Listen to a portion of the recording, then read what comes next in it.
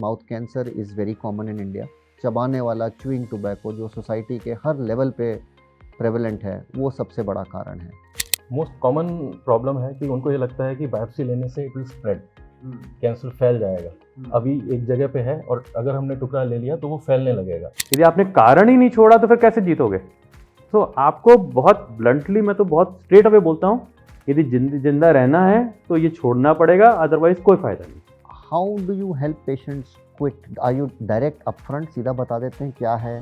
नमस्कार and welcome to our podcast on ENT cancers पे चर्चा। एंड आज हम बात करेंगे अबाउट ओरल कैंसर या माउथ कैंसर, जो हमारे देश का एक बहुत बड़ा प्रॉब्लम है because of the habit of tobacco taking, यदि स्मोकिंग करें या चूइंग करें। India probably is the largest volume of mouth cancer patients in the world, particularly in men, and that's why it's a major health problem for us.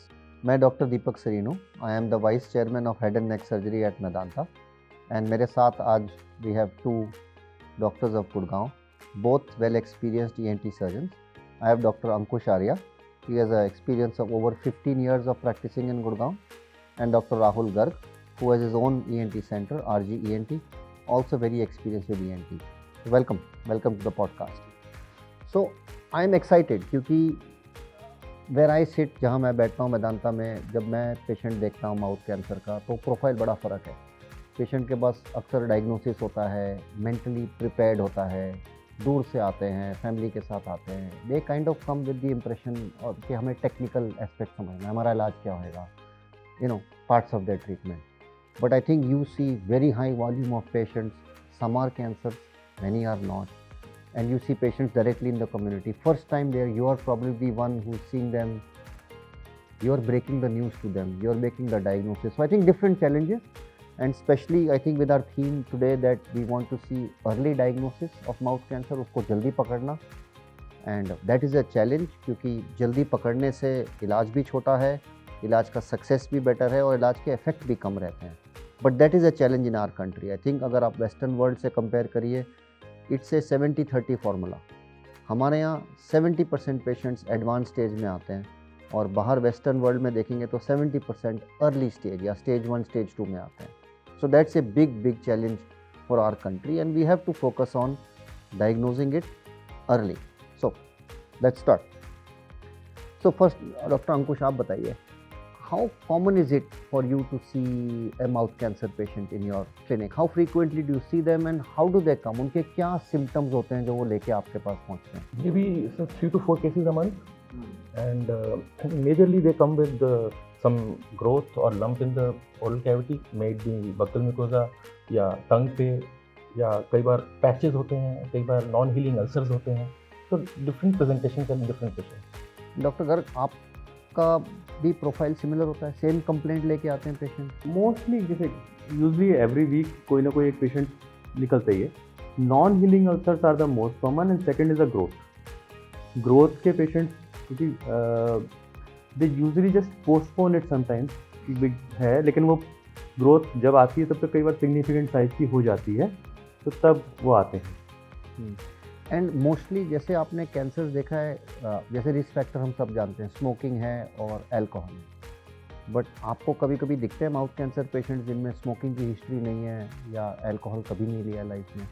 Rarely yes, but by and large tobacco chewing, in fact smoking से भी ज़्यादा tobacco chewing, pouch जो specifically एक जगह अपना दबा के रखते हैं, वहाँ पर धीरे धीरे इनिशियली अल्सर बना, फिर ग्रोथ बन गई, वो उस तरह के पेशेंट्स कंपेरेटली ज़्यादा है. यस, स्मोकर्स, यदि हम लैरिंग्स की बात करेंगे तो स्मोकर्स आएंगे, ओरल कैविटी में टोबैको च्यूइंग सबसे ज़्यादा. That is true. I think world wide भी आप देखें तो जैसे स्मोकिंग रिलेटेड कैंसर बाहर भी होते हैं, बट इंडिया में इतना हाई इंसिडेंस इसलिए है क्योंकि चबाने वाला तंबाकू बहुत कॉमन है नॉर्थ इंडिया बेल्ट में, मैनी पार्ट्स इंडिया में, एंड क्योंकि वो वहाँ पड़ा रहता है मुंह में एक जगह पे, तो उसकी कॉन्सेंट्रेशन ज़्यादा होती है, उसका डैमेज ज़्यादा होता है. और हमारे देश में देखिए तो माउथ कैंसर का एवरेज एज 40, 45, 50 साल होता है, और अमेरिका में आप average age mouth cancer patient के देखेंगे तो 65 है. तो डेफिनेटली चबाने वाला तंबाकू नॉट ओनली ज़्यादा कैंसर पैदा करता है बट जल्दी पैदा करता है, क्योंकि प्रॉबली उसकी कॉन्सेंट्रेशन मुंह में कहीं ज़्यादा रहती है. कॉन्टैक्ट, एग्जैक्टली, कॉन्टैक्ट लंबा रहता है मुंह में। सो जैसे पेशेंट्स आपके पास आते हैं डॉक्टर राहुल, एवरेज टाइम कितना होता है सिम्टम्स का? लाइक 1 महीने के अंदर आ जाते हैं या what is the average duration जब पेशेंट आते हैं? एटलीस्ट बेयर मिनिमम 6, बहुत रेयरली होता है आजकल। विथ स्लाइट अवेयरनेस बेटर है तो बाय चांस कुछ पेशेंट जल्दी आ जाते हैं। ज़्यादातर पेशेंट्स में 8-9 मंथ्स, 10 मंथ्स, इवन 1 और 2 ईयर्स भी हो जाते हैं।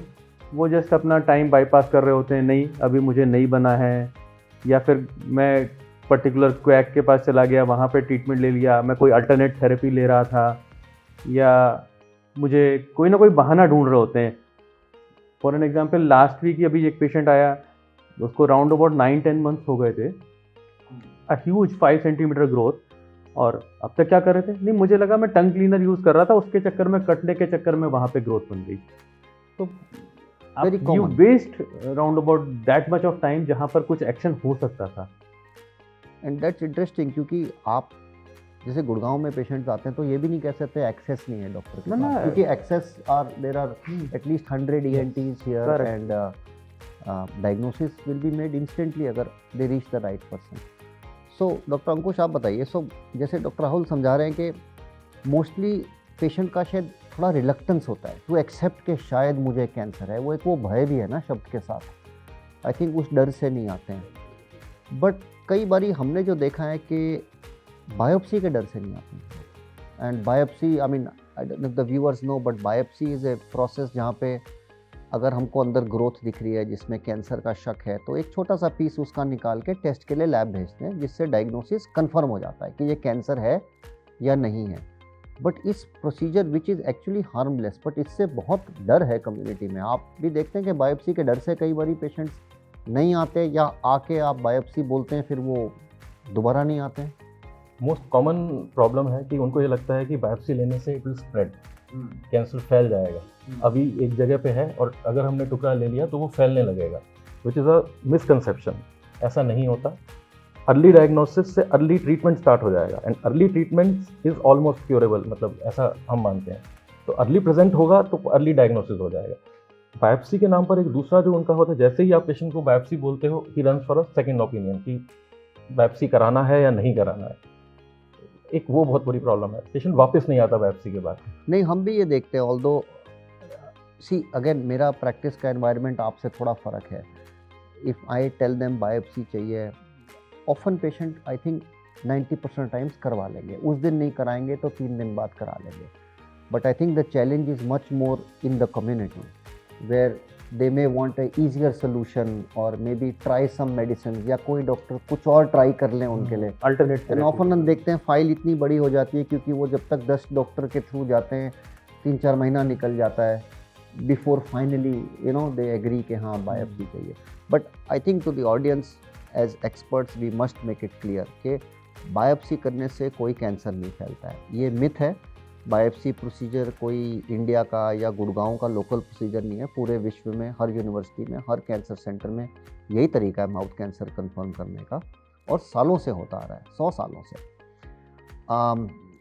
होता क्या है, कई बारी जब बायोप्सी लेते हैं हम, छोटा सा पीस लेते हैं, तो पेशेंट को थोड़ा सा पेन होता है वहाँ पे, जैसे आपकी जीभ कट जाए खाना खाते खाते, थोड़ी सूजन आ जाती है। पेशेंट को डर लगता है शायद मेरा कैंसर बढ़ गया है, बट वो कैंसर का बढ़ना नहीं है, वो तो सिर्फ चोट की सूजन है। और हमने ये भी देखा है कि बायोप्सी रिपोर्ट जब 4 दिन में आती है और पेशेंट को एक्चुअली पता लगता है कि मेरे को कैंसर है, तो उसका जो डर है वो 10 गुना हो जाता है। इसी चाहे तकलीफ 10 महीने से रही होए, पर जब तक मालूम नहीं था क्या था, डर नहीं था।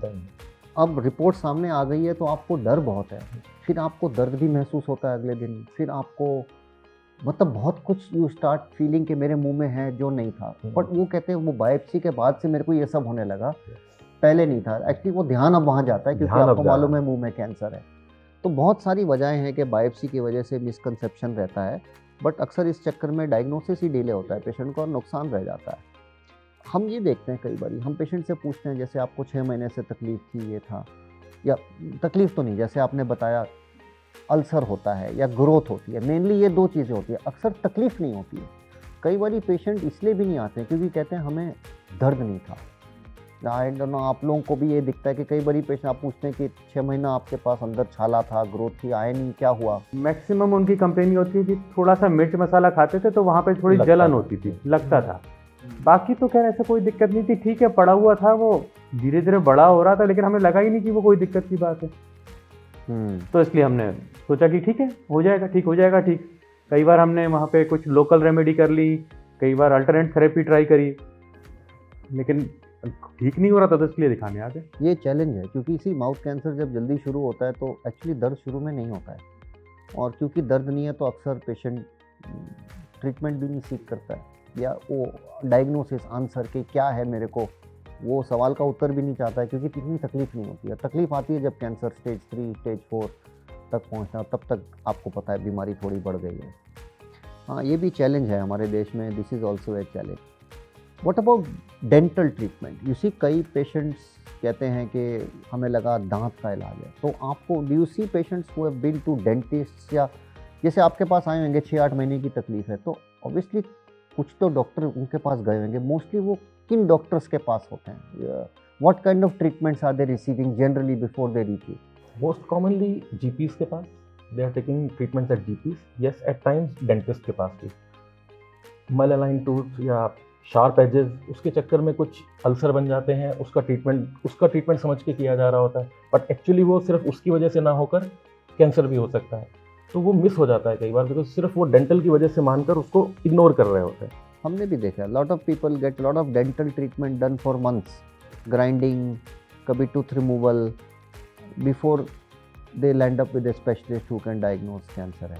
बट इसी डॉक्टर राहुल, ये जेन्युइन चैलेंज है। इवन जब हम देखते हैं और मुंह में छोटा सा छाला है, जैसे आई सी ए स्मॉल अल्सर, समटाइम्स मुझे भी क्लियर नहीं होता है कि वो छाला किस वजह से। जब बहुत अर्ली बीमारी है तो आई मीन ऑनेस्टली कैंसर, आम छाला, लाइकन प्लेनस, दांत की रगड़, बहुत चोटें हैं जो छोटा छोटा छाला देती हैं, and it can be difficult even for us as expert sometimes to know. तो how do you address this problem in a patient? Let's say आपने छोटा छाला देखा है, यू आर नॉट श्योर क्या है, आपका माइंड थॉट प्रोसेस क्या होता है कि इसको मैं कैसे फॉलो करूंगा, कैसे ट्रीट करूंगा, कैसे डायग्नोज करूंगा? बेसिक जो अपन लोकल चीज़ बोलते हैं ना, कि यदि मैं कोई इलाज कर रहा हूँ और यदि मैं इम्प्रूव नहीं हो रहा, भाई कोई भी यदि सिंपल मुंह में छाला हर किसी को होता है, लाइफ में तो पार्ट एंड पार्सल है। 2 दिन, 5 दिन, 1 हफ्ता, 10 दिन, कभी तो ठीक होगा। या ये लगा कि नहीं, पहले जितना था उसका आधा हो गया, साइज इंस्टेड ऑफ इंक्रीजिंग, या तो उसके आकार प्रकार में कोई बदलाव आ रहा हो, या उसका कलर चेंज हो रहा हो, या वो बड़ा हो रहा हो, और आप इलाज कर रहे हो, आपको फ़ायदा नहीं हो रहा, तो देन क्या करें? तब आपको दोबारा रिवर्ट बैक करना है, आपको दोबारा देखना है कि ये नहीं है कि आपको इंतज़ार करना है घर में कि नहीं हो जाएगा, मैं थोड़े दिनों में उसको देखता रहूँगा। एटलीस्ट 1 हफ्ता, 2 हफ्ता, 3 हफ्ता, कोई एक आप टाइम लिमिट डिसाइड करो, नॉट मोर देन दैट। जितनी जल्दी आप आओगे उतनी ही जल्दी आपका इलाज हो सकेगा और उतना परफेक्ट हो पाएगा।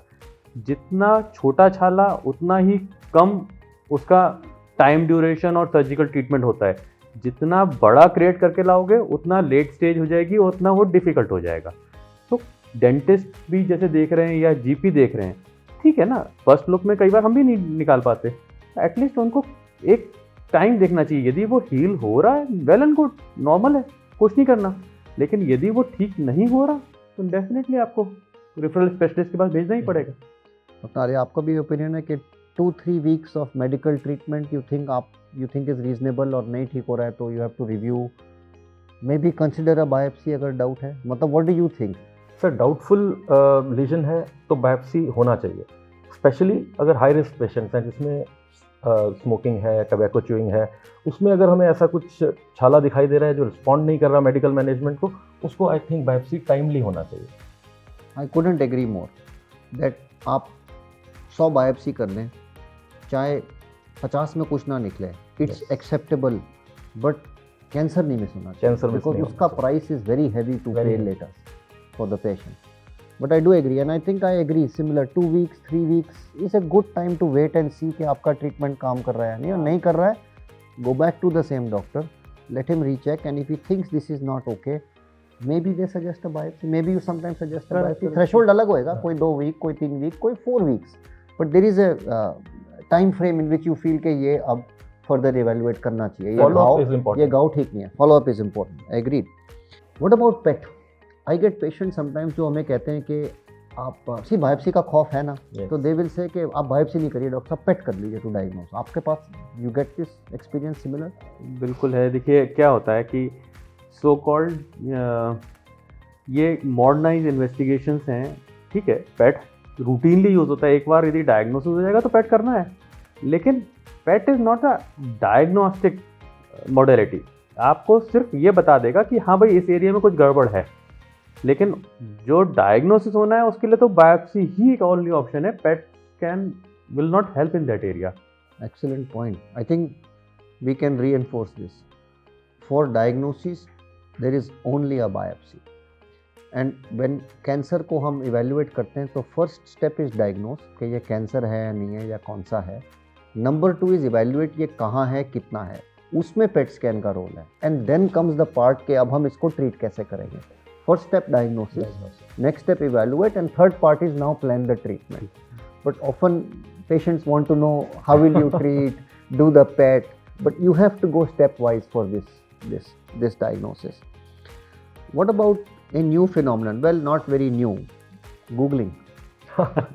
So, do you think Googling for symptoms has helped patients? And I'm talking reference of mouth cancer. कि जैसे किसी को घाव है मुंह में, उसको Googling करने से does he get to the right person early? Or do you think sometimes Googling for symptoms just lands up delaying the diagnosis because कुछ self medication या self thought process interfere करता है? आपका क्या opinion है? Googling confuses the patient more, sir. वो they give so many options to the patient, so many suggestions to the patient, and most of the time they are not very helpful. Patient अजीब सी दवाइयाँ लगा के आता है, उसको और बिगाड़ के आता है, और जब तक हमारे तक पहुँचता है डिजीज और प्रोग्रेस कर चुकी होती है, तो it becomes even more difficult to treat it early. So let me be the lawyer for Google. मतलब गूगल में इंफॉर्मेशन बहुत अच्छा है, we also go to the internet to learn today, we don't run to the library all the time now, है ना, everything is there, but I think you have to know the resource कहाँ मिलेगा, like you have to have the right resource and you have to have the basic knowledge to interpret उसमें क्या लिखा है कि वो मुझे अप्लाई करता है या नहीं। ऑफन गूगल में गलत नहीं होता बट वो आपको अप्लाई नहीं करता है ना, आई मीन ऐसे भी होता है, right. Google is an open platform जहाँ पर हर कोई हर कुछ लिख सकता है, सबका अपना ओपिनियन होता है। अब यदि आप एग्जैक्ट जिस पे मेडिकल नॉलेज है उसको देख रहे हो, उसका लिटरेचर पढ़ रहे हो, आई कैन अंडरस्टैंड कि 99% चांस है कि वो ठीक ही होगा, लेकिन आज कोई लेमैन आके लिख रहा है कि जी आप XYZ ट्रीटमेंट कर लो तो उससे वो ठीक हो जाएगा। आप यदि वो एक्सपेरिमेंट स्टार्ट कर दिए तो आप 4 लोगों की सुनोगे, 4 एक्सपेरिमेंट करोगे, 4 डॉक्टर को दिखाओगे, 6 महीने निकल गए, हो गया खेल, तो वो वहाँ पे इशू आता है। So now sometimes we see patients, जैसे टोबैको लेते हैं, मुंह में बहुत चेंजेस हैं और आपको एक लीजन दिखा है जो प्री कैंसर है, like not yet cancer, but you are worried कि ये ओवर टाइम कैंसर बन सकता है। How do you help patients quit? Are you direct upfront सीधा बता देते हैं क्या है? How do you approach them? Because आपके माइंड में you want them to quit, जो भी लाइफस्टाइल फैक्टर है, यदि वो टोबैको है या अल्कोहल है, that is one of them. So आप कैसे, how do you address this with the patient के how do you help them quit? दूसरा, आप फिर इस लीजन को मॉनिटर कैसे करते हैं, एंड यदि यू थिंक मेडिसिन से कुछ ठीक हो सकता है नहीं, what's your opinion on this? I am slightly blunt कि भाई मैं बहुत स्पेसिफिकली पेशेंट को बोलता हूँ, जब आपको पता है कि टोबैको खाने से कैंसर हो सकता है, गवर्नमेंट ने दे दिया, आपके पैकेट्स पे बना हुआ है, आपको पता है, तो हाउ कैन यू थिंक कि ये, अच्छा आप मेरे पास आए भी क्यों पूछने के लिए? आपको डर लगा इसीलिए आ रहे हो ना। तो जब आपको पता है कि इसको खाने से कैंसर बन सकता है तो you have to stop it first. यदि ये कैंसर है या नहीं है, चलो वो तो डायग्नोसिस लगेगा, लेकिन एक बहुत सिंपल ऐड जो अपना लीडिंग ब्रेवरेज कंपनी का आता है, डर के आगे जीत है, तो भाई डरो, यहाँ डरने से आपको जीत मिलने वाली है। आपने नॉर्मली भी छोड़ दिया तो भी आपको बच गए, यदि कैंसर है और फिर छोड़ रहे हो तो भी चलो कम से कम एटलीस्ट स्टार्टिंग तो हुई ट्रीटमेंट की। कोई भी ट्रीटमेंट कैंसर का स्टार्ट होने के लिए सबसे पहला काम होना है मेडिसिन, सर्जरी रेडिएशन बाद में आएगा। अरे पहले कारण को तो छोड़ो, यदि आपने कारण ही नहीं छोड़ा तो फिर कैसे जीतोगे? तो आपको बहुत ब्लंटली, मैं तो बहुत स्ट्रेट अवे बोलता हूँ, यदि जिंदा रहना है तो ये छोड़ना पड़ेगा, अदरवाइज कोई फायदा नहीं, फिर आप कुछ भी कहीं भी घूमते रहो। What about medicine doctor Ankush? I am sure patients ask you कि कोई दवाई दे दीजिए, कि अभी तो पैच है, अभी कैंसर नहीं बना है, कोई दवाई दे दीजिए, मैं ठीक हो जाऊंगा। Sir if we talk about pre cancerous lesion, उसकी कोई दवाई नहीं है सर, उसका फॉलोअप है कि अगर हम उसको टाइम पे फॉलोअप करते रहेंगे तो we can diagnose it early, and that is the key. पर पेशेंट को होता है कि नहीं दवाई से ही इस चीज़ को ठीक कर दें, कई बार वो पॉसिबल नहीं होता। तो पॉसिबल ये है कि हम उसको अर्ली डायग्नोज करें, और वो तभी होगा जब हम रेगुलर फॉलोअप करेंगे, वो ज़्यादा ज़रूरी है। एंड हाउ ऑफन, आप कितना फ्रीक्वेंटली बुलाते हैं? जैसे आपको किसी को वॉच पे रखना है तो कितना फ्रीक्वेंटली कहते हैं कि मेरे को आके दिखाइए? ज़्यादा सस्पिशियस है तो मंथली, अगर नहीं तो वैसे 3 मंथली भी हम बुलाते हैं। And medicine like you said, कोई रोल नहीं तो सिगरेट पैकेट के साथ दवाई बेचनी चाहिए साथ साथ में। सिगरेट भी पीजिए, कैंसर कभी बनेगा ही नहीं आपको, पर अनफॉर्चुनेटली ऐसी दवाई है नहीं। So I think it's been very educative. I think I have learned also कि आपके चैलेंजेस कैसे अलग होते हैं। See patients come from different background, different psychology, they have their own mindset, their own lives, and we come in and play a part in their life, so we have to also adjust to what their thought process is sometimes. But I hope everybody who tunes in has found this informative. I think I'll summarize a few things that we picked up today. Is that of course mouth cancer is very common in India. उसकी सबसे बड़ी वजह is tobacco combined with alcohol, but tobacco में भी जो चबाने वाला chewing tobacco जो सोसाइटी के हर लेवल पे प्रेवलेंट है, वो सबसे बड़ा कारण है। नंबर 2, पेशेंट्स ऑफन टाइम से नहीं आते हैं, एंड दैट्स बिकॉज बहुत वजह से they delay reaching the right specialist, reaching an ENT doctor who can biopsy it for various reasons which we learn today exist in the community why people don't reach on time. Of course early diagnosis is effective small treatment for the patient. And अगर precancerous changes हैं, आपको something has develop जो आज cancer नहीं है but लगता है कल को पलटेगा, then quitting and watching are the 2 things you can do. There is no medicine that we have जो कैंसर को बनने से रोकेगा। अगर प्री कैंसर मुंह में बन गया और किस्मत में कैंसर बनना लिखा ही है तो हम उसको रोक नहीं सकते, सिवाय 2 चीज़ों के। इफेक्टिव कारण छोड़ दीजिए लाइक टोबैको, अल्कोहल, और be on close watch with the doctor who is treating you, ताकि गॉड फॉरबिड अगर कैंसर बने भी तो जल्दी डायग्नोज हो जाए और डायग्नोसिस हाथ से ना निकल जाए। So thank you very much for tuning in, and I hope all of you have learned something from today's podcast.